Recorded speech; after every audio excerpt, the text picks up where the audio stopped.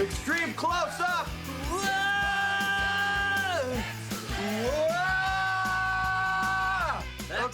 Excellent extreme close-up. Okay, now's the time for Wayne's World Totally Amazing, Excellent Discoveries. I actually came up with Wayne Campbell growing up in Scarborough, Ontario, Canada.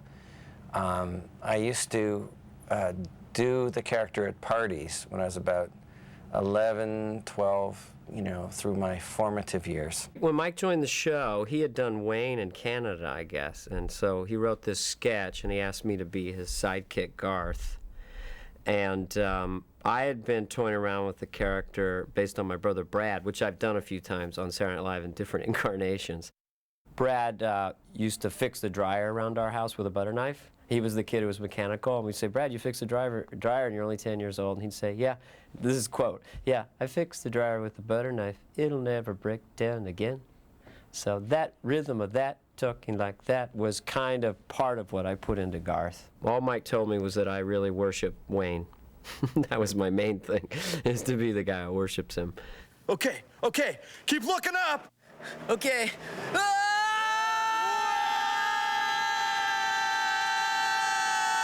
I think because the characters were already formed and the style had already been set, we wanted somebody who would get that, and that was closer more to the music that the show was about, or that the picture was about, which was sort of heavy metal. And Penelope had done Decline and Fall of Western Civilization, and knew that scene, plus she'd worked with comedians, so I thought in terms of sensibility and style, because she could move quickly, which was sort of what we were also hoping to do, because we had a lot to achieve in a very short period of time.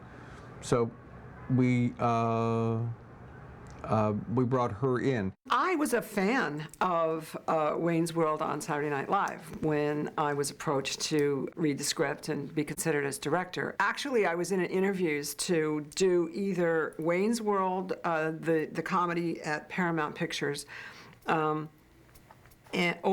I was also up for another job, which was a documentary on the criminally insane at Patton State Hospital. Really, I think what got me that job was the fact that I had just done The Decline of Western Civilization Part 2, the metal years, all about heavy metal music. And it had Aerosmith and Ozzy and, you know, all these heavy metal bands.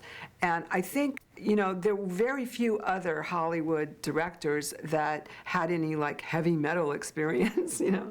And Wayne and Garth are headbangers. So I was actually rather appropriate to do Wayne's World because I totally knew heavy metal music on a street level.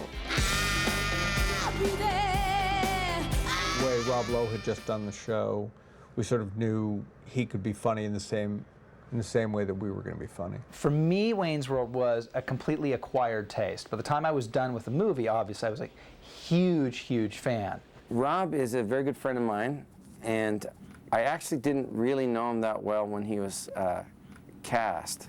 I think he had hosted Saturday Night Live, and we all knew that he was really funny. I was really impressed with Rob. It was my first movie because he knew everything, like he knew to look for your call time the next day and how many lines he had, and he knew what everything was called on the set. I don't think Mike had ever been on a movie set.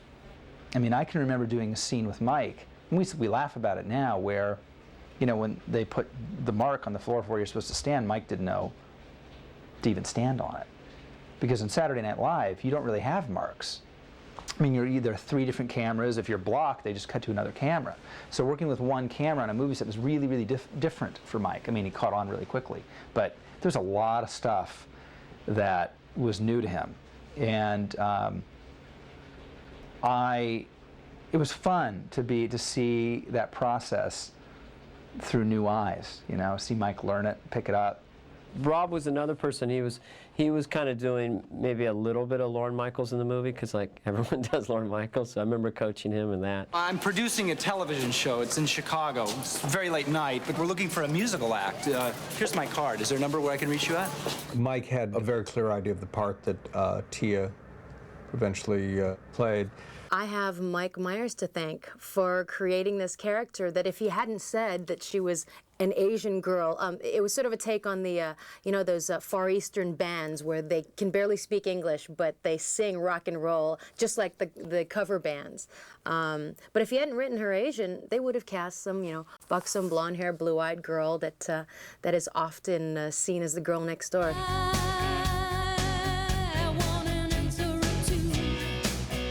I remember I got this script and going, okay, they're not going to find another Asian American girl that can do the accent and act and kick ass and sing. When Tia walked in, it was just clear that she was Cassandra. Swing! Ari, ari, ari, ari, ari. She is a musician in her own right, and she's gorgeous, and she's a good actress, and she's got a little bit of that independent air, which she had to have. And you know, when she kicks butt in that barroom brawl, you believe her. When I first came on, there was a depiction of Wayne's neighborhood and the home he lived in and all that sort of thing. And a great deal of attention was given to that. It was sort of like everyone fixated on what would the house look like that Wayne lived in, and what would the street be like that he would drive away in that blue Pacer. And that sort of became like the big deal, you know? Like, I think just in terms of defining his personality, you know? I remember when we actually started to shoot a scene and we got to walk in a wide shot. And so we had to think, well, how are we going to walk, you know? So we walked across the parking lot. We were just God's gift to women, you know, just the coolest things ever. But it was fun. It was fun because it's just sort of one-dimensional in a sense when you're seated on a couch doing a sketch, telling jokes to camera, and then to be able to move around and be the character on film was really fun. We had to go build the donut shop, you know, which was an old flower shop down on La Cienega, Stan Mikita's donut shop we had to build. And, you know, I had to kind of come up with a whole world for them, you know. It was a lot of decision making. We're looking down on Wayne's basement, only that's not Wayne's basement. Isn't that weird? Wayne's World is the suburban adolescent North American heavy metal experience as I knew it in the mid-'70s growing up in Scarborough, Ontario, which is a suburb of Toronto, Canada. I think in the minds of the writers, and probably Mike and Dana, that is sort of like typical, like middle America's suburbia. Wayne's World takes place in Aurora, Illinois, and I grew up in Dayton, Ohio, so it's basically the same place. I grew up in downstairs, Naugahyde paneled basements with beanbag chairs and really bad shag carpeting with a TV that had 4 legs. And you know, like that gold mesh over the speaker. I mean, that was how I grew up. So, you know, I related to Wayne's World. Wayne's World was real to me. The transition from doing it in the world's smallest television studio while they're preparing 3 other sketches simultaneously while yours is being done, while some guy drops an entire bucket of nails live, to working in a movie studio is kind of like going from, you know, Times Square to a Buddhist retreat. Film sets are way more quiet, way less hectic than 30 Rockefeller Studio 8H at 11:30 on a Saturday night. I think we knew because of the show and because of the commitment to the show that there was only a little window to make the picture, which was because everybody had to be back here by Labor Day. So we had July and August, essentially summer vacation, to make it. I had to move so quickly that a lot of times I could only do like 1 or 2 takes, you know, and I had to make a decision right there on the spot. Do I have this or not, you know? Because you can't do like 10 takes when you're moving that fast. Yeah, it was pretty fast shooting schedule. But for me, because I was used to Saturday Night Live, which is 1 week, it seemed like, you're kidding me, this is just taking forever. Nah, it wasn't that daunting. I mean, Abbott and Costello Meets Frankenstein was shot in 32 days. We tried to make the script as modular as possible so that if a set piece didn't work, it could come out and the story wouldn't be that, you know, affected by it. We had really long days, and we had, for a comedy, we had quite a few night shoots too. That was tricky because they're the shortest in the summertime. So it was like, oh no, here comes the sun, you know? We have to be finished really fast. All right, let's go. Let's go, please. I think that it really helped that she just kind of kept us moving. She said I would do some bit or some shtick, and she'd go, if you can do that in 29 seconds, I can keep it in the movie. You know, it was that kind of direction, which I thought for us was really appropriate because we'd already developed the characters for years by the time we got in the movie. Dana was the last shot that I had to do, and he went from the soundstage. There was a limo sitting right outside the soundstage door, and we had to shuffle him into the limo from his very last shot, and he went in makeup to the airport to get back to go to do Saturday Night Live. That's how tight that schedule was. I was not aware of that. When it was such a small shooting schedule, 34 days, you don't have a lot of time for improv, but I mean, sometimes Mike and Dana are just so funny that when they do something right there that is hilarious, you've got to just shoot it. Mike, on the fly, had the idea to throw in the ad lib when ordering the Chinese food. I'll have the cream of some young guy. And I had just, it's so hilarious. It just makes me laugh still. And there was a debate on the set. Is it funny? Is it not funny? And there were some people on the set that thought it was not funny. We shouldn't do it. And I remember saying, throwing my 2 cents and saying, trust me, it's funny. Mike had no doubts it was funny. We shot it. Not only was it funny, but in the test screening, the laugh was so big for Cream of Some Young Guy, it was one of the biggest laughs in the movie, that for the next 4 or 5 lines, you couldn't hear anything. They love it. You'll notice after Mike says, cream of some young guy, there's a huge pause. I think that shot we put in because the laughs in the theater were so big that you couldn't hear anybody talk. When we were shooting the scene on the hood of the car with Mike and Dana looking up at the sky, the moments there that seem really, really spontaneous when Mike starts cracking up like that, it's because Dana was just throwing curves at him. Dana had made me laugh on the hood of the car when the plane lands, and I couldn't stop laughing. And Penelope cut my natural, actual laugh with Dana saying, "Do you find Bugs Bunny attractive when he dresses up as a girl bunny?" But I was laughing at something completely different. But Penelope brilliantly put those 2 takes together. Did you ever find Bugs Bunny attractive when he'd put on a dress and play a girl bunny? No.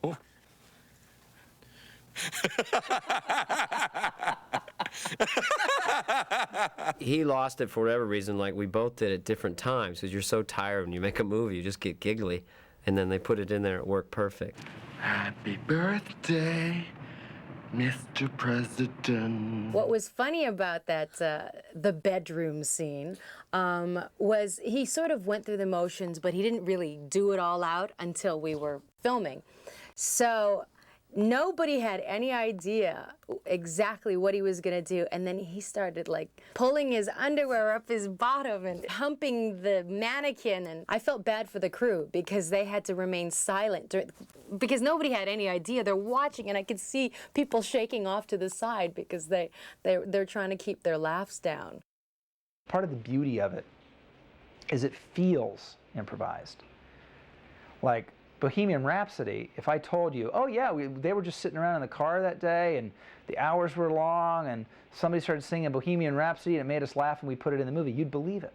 I see a little silhouette of a man. Scaramouche, will you do the fandango? When we were filming that scene, it was overnight in Covina, and we had Wayne and Garth in the front seat of the car and the 3 guys in the back, and we're playing over and over again Bohemian Rhapsody.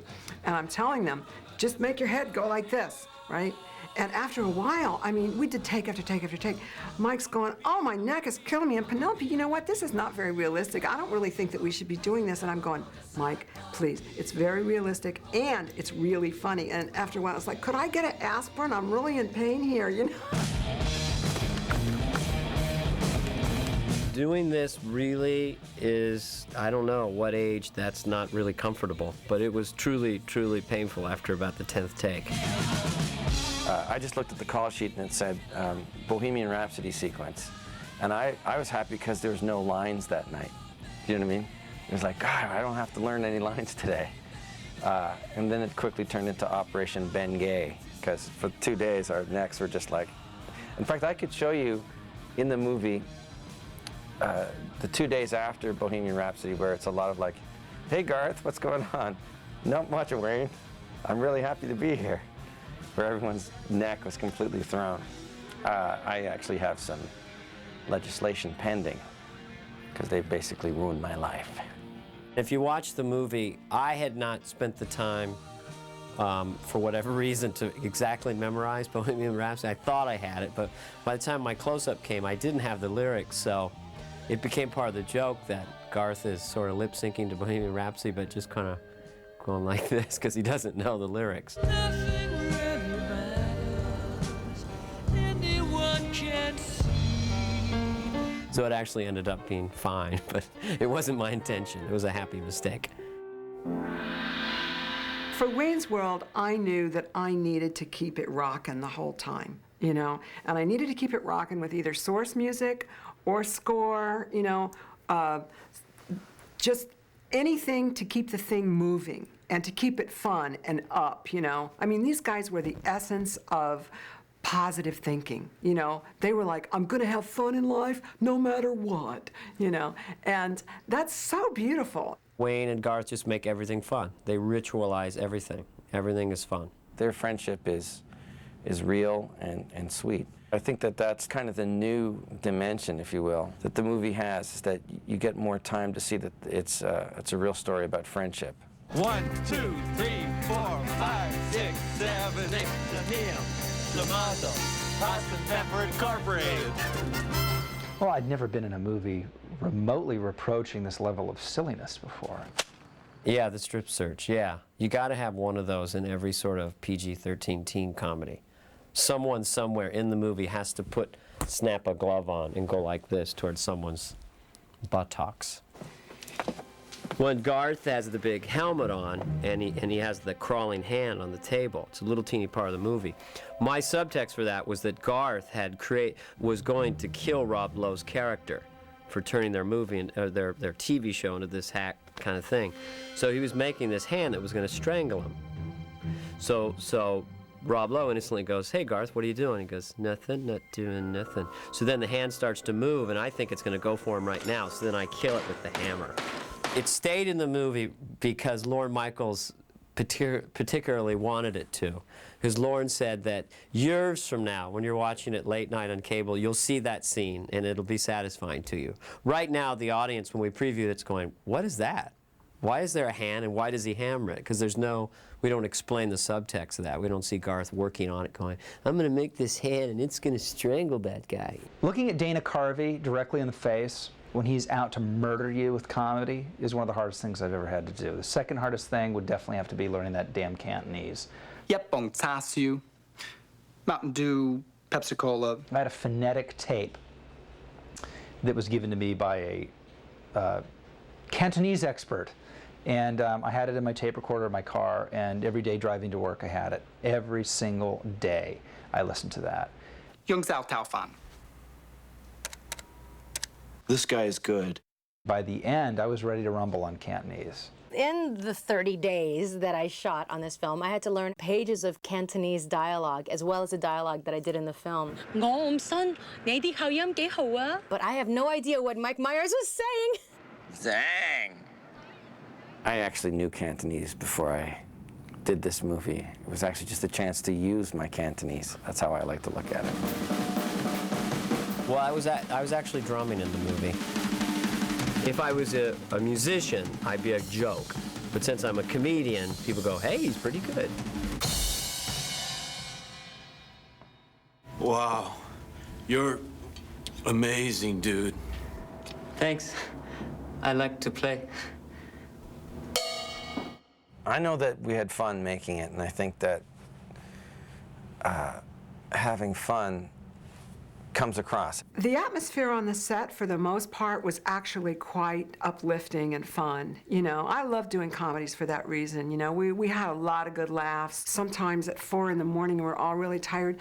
Mike would get up and do imitations of people. Like, he would put on, like, my leather jacket and my sunglasses. I'd turn around and he would be going, action! All right, you guys, you gotta do this, you gotta do that. Ah! and he would like imitate me, and it would make everybody totally crack up.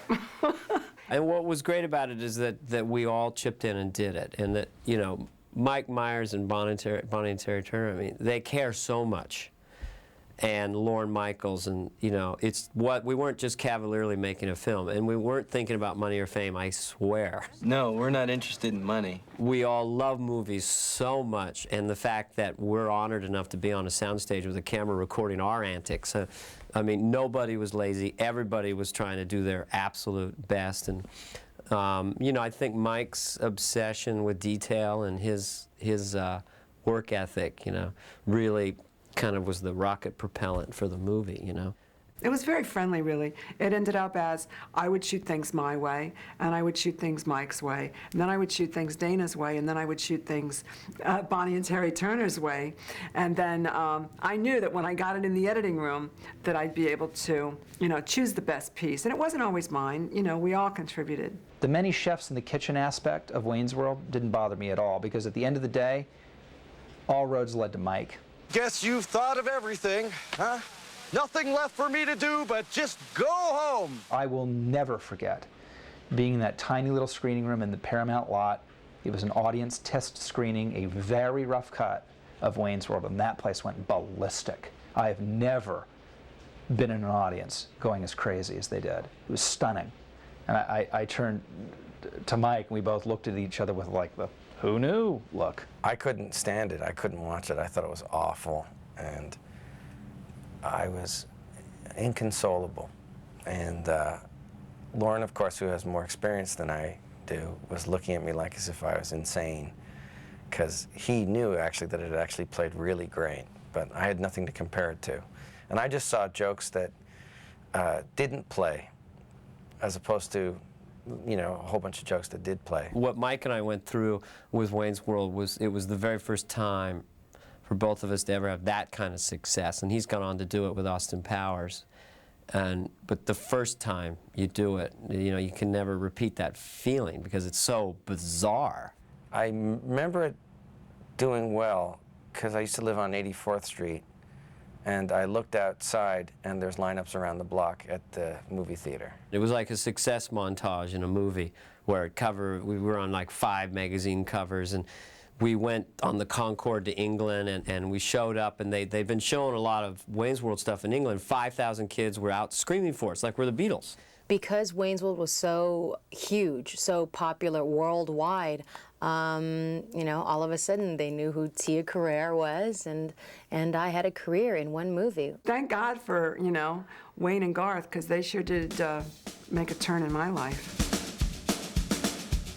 I feel like I was involved in a moment in history to have directed Wayne's World. I really do. I feel really privileged to have been there, to have been a part of those guys' lives, and to be able to, you know, contribute to, you know, a whole generation like having a great time because of this movie. I mean, it's a wonderful thing, and I really appreciate being involved with it.